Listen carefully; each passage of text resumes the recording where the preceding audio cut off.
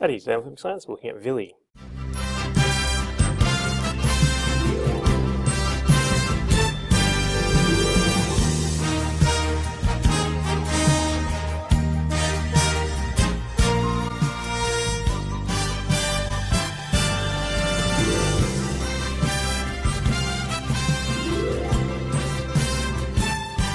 So the science understanding we're going to look at, describe the structure and function of villi in the human digestive system. So let's look at the villi. So the inner surface of the small intestine is made up of lots of these folds and tiny projections that we call villi. You have one villus, V-I-L-L-U-S, you have many villi. Their structure is they have this outer epithelial layer, so this is epithelial cells on the outside. They in turn have tiny little villi on them called microvilli, and these act to increase the surface area. So we have the epithelial layer with a even tinier microvilli on top of them. Then underneath that you have some capillaries, so this is the arterial end, this is the venous end. So you have these capillaries, so there's a big blood supply in the villus, and you also have a lacteal, which is a part of the lymphatic system, which is a separate circulatory system to the blood system, normally involved in dealing with the immune system. This is important for fats and oils being absorbed into your body. So there are millions and millions of millions of villi on the inside of the small intestine. This isn't to scale, this is so that you can get an idea of what it might look like. This is a better representation. So you have the villus and then you have the microvilli on top of those, which gives the inside of the small intestine this really fuzzy appearance. The purpose of that is it increases the surface area. So the villi increase the surface area because now the nutrients can both go over the top but also around the villi. But then the microvilli as well mean that there's even more surface area for absorbing of the nutrients into the body. The effect of this is the small intestine has the surface area of about 300 square meters, which is the equivalent of a tennis court. If you didn't have all these projections, the villi and the microvilli, then there wouldn't be as much surface area for the absorption of nutrients to occur. So by the end of the small intestine, not all the nutrients available to be absorbed from the body would be absorbed from the body. And that would mean that you'd be wasting a lot of the food that you eat. It just wouldn't be absorbed, and that could lead to serious health consequences. So the molecules that result from digestion, so from big carbohydrates you get simple sugars, from proteins you get amino acids, and from fats and oils you get fatty acids and glycerol. They need to be absorbed into the body, and this happens in a process called absorption. So the molecules have to pass into the villus and then into the bloodstream. So for the sugars and the amino acids, they pass directly into the capillaries, and for the fatty acids and glycerol, they get packaged up and taken away by the lacteals and the lymphatic system. And we'll look at that a bit later. All the capillaries in the villi, they join up to make a really large vein, and that large vein joins into the hepatic portal vein, which goes directly to the liver. So these products that are absorbed into the circulatory system go directly to the liver, and we'll look at why that's important now. So one of the liver's roles is to treat things, so to look for toxic compounds and break them down. So in this case, you might absorb something nasty along with your sugars and your amino acids. So the liver can treat those substances and break them down to prevent you from getting sick. The liver can also store extra sugar. So if you take in lots of sugar and your body isn't using it, the liver stores that sugar in a compound called glycogen. Other substances, like your amino acids, they pass through the liver and then they go back into the big vena cava, which goes to your heart, and then it can be pumped around your entire body. So the liver detects what's in the blood, so your body knows how much of what substances it has, and they get delivered into the circulatory system and then pumped all around the body so that the rest of your body cells can use them.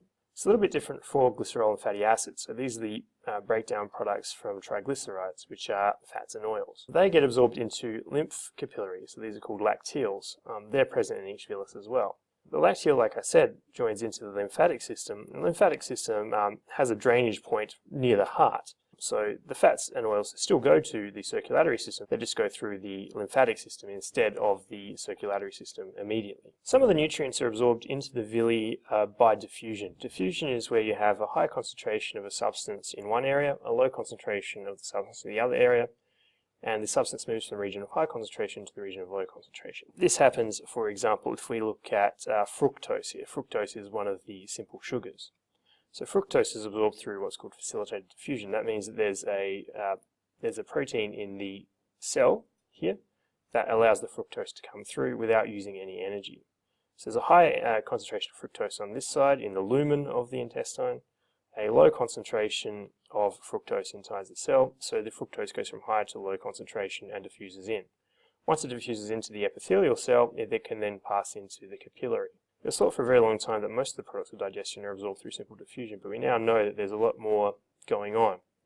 So there's active transport involved in parts that we thought were diffusion, and there's diffusion in parts that we thought were active transport. So that's an example of science moving on and changing its ideas once more evidence comes along. We'll have a look at this when we look at the fats next. So what do I mean by active transport? Active transport is when the cells need to put in energy to move things, either into the cell or out of the cell. In this case, we're looking at moving things into the cells. The cells we're talking about are those epithelial cells that are between the lumen of the intestine and the capillaries or the lymph nodes inside the villus. So active transport is basically the cell is pumping, so it's pulling things out and it's using energy to get them across. So let's look at an example. So a good example is glucose. So glucose is a simple sugar. In this case, we need to use a sodium-potassium pump to pump it in. So the cell here is using energy to pump the glucose into that cell, and then it's passing by diffusion, because there's higher concentration of glucose inside the cell, into the capillary underneath. So we have both an active transport process and diffusion occurring. Active transport can be used when the concentration of nutrients is higher inside the villi than outside, but now we know many substances are transported via active transport into the cell. So if we have a look at this image here, we can see that. So glucose and galactose, so active transport. Amino acids, we thought they just diffused, we now know it's active transport. Fatty acids we thought were imported in a different process that was active transport, and now we know that they can diffuse in simply. And in this image it shows that larger fatty acids can diffuse by simple diffusion as well, but we know also that there's a process called pinocytosis, and we're looking at that now. So, talking about fatty acids and glycerol, depending on how big the fatty acid is, it could be absorbed through a process called pinocytosis. This is where the membrane of the cell that's lining the villus opens up a little pocket, and that can suck in the large fatty acids and glycerol into that pocket, and then that pocket can then move. And then that pocket can process itself through that cell. So if we have a look down here, we can see so what's happening? So lipids are emulsified by bile, so we've looked at that already. We get the lipids breaking down into fatty acids and glycerol by lipases, we've talked about that. They can then be packaged into micelles that are then absorbed. So that's the pinocytosis that I'm talking about here. Then we get those fatty acids and glycerol being packaged up into compounds called chylomicrons, which then pass into the lacteals in the lymphatic system, and then from there it gets pushed through to the circulatory system.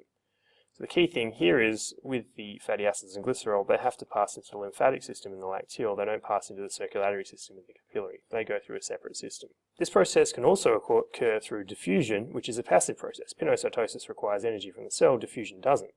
So smaller fatty acids, and smaller down here we have monoglycerides, they can diffuse in, but they still have to be formed into these chylomicrons that then pass into the lymphatic system.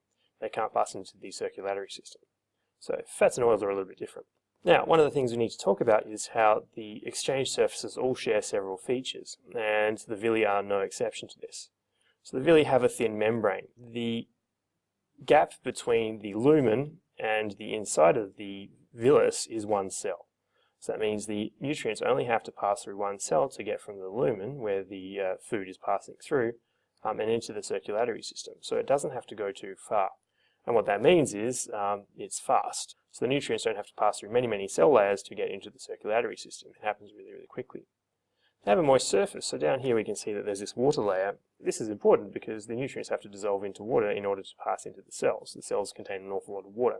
This is a little bit different for fats and oils, particularly if they get too big and they don't become soluble in water.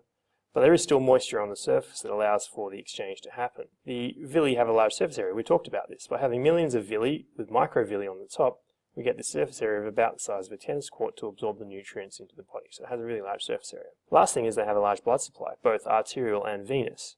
So here's the aorta that descends from the heart down to the bottom of your body.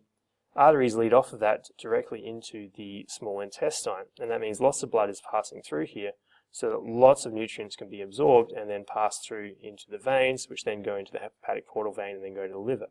So there's a lot of blood flowing through, so lots of nutrients can be absorbed really quickly into the circulatory system. So today on Flippin Science, we looked at the villi. That's it for Flippin Science today. See ya.